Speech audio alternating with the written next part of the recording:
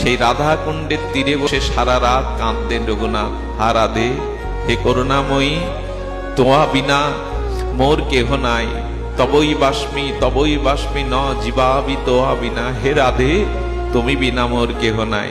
বাঘ জল খেতে আসতো আর গোবিন্দ লাঠি নিয়ে পিছনে পাহারা দিত যাতে রঘুনাথের ক্ষতি না করতে পারে। তপ্ত রৌদ্রে মাটিতে মুখ বুজে সঘন নিঃশ্বাস ছেড়ে হা রাধে, হা রাধে, হা করুণাময়ী করত।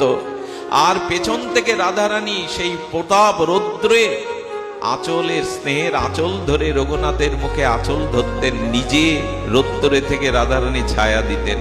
সনাতন বলছেন, বা রঘুনাথ বা, তুমি ভজন করছো রাধা শ্যাম সুন্দরের, না ওরা তোমায় ভজন করছে? ওরা একজন রাতে পাহারা দেয় আর একজন দিনে তোমার আঁচল ধরে। যাও কুঠির বেদে ওখানে বসে কাঁদো, লোক দেখিয়ে কেঁদো না, বাইরে কেঁদো না। সেই দিন থেকে বৃন্দাবনে কুঠির নির্মাণ হয়। এই রঘুনাথ দাস গোস্বামী একদিন বসে বসে ভাবছে, আচ্ছা এই কুণ্ডটা একটু সংস্কার করলে হতো না? এখানে অল্প জল, স্নানে কষ্ট হয়। ওনার মনে হঠাৎ এই আশা জেগেছে, কুণ্ডটা সংস্কার করলে হতো না? সঙ্গে সঙ্গে চিন্তা করার পরে নিজেকে নিজে বুঝ দিচ্ছে, সব ছেড়ে এসেছি বিষয় আশায়, এখন আবার তোর মনে টাকার কথা জাগলো। টাকা না হলে, অর্থকড়ি না হলে তো সংস্কার হবে না।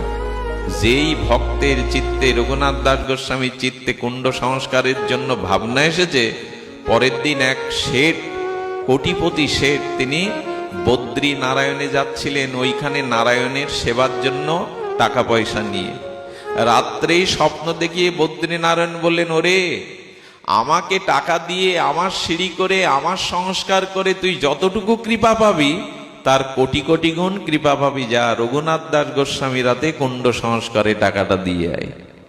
দেখুন, ভক্তের মনে যদি কোনো বাসনা জাগে, এটা ভগবান কখনো অপূর্ণ রাখেন না। যদি বাসনাটা গোবিন্দ সেবার জন্য হয়, যদি ভক্তির অনুকূল হয়, তবে ভক্তের কোনো মনোবাসনা গোবিন্দ অপূর্ণ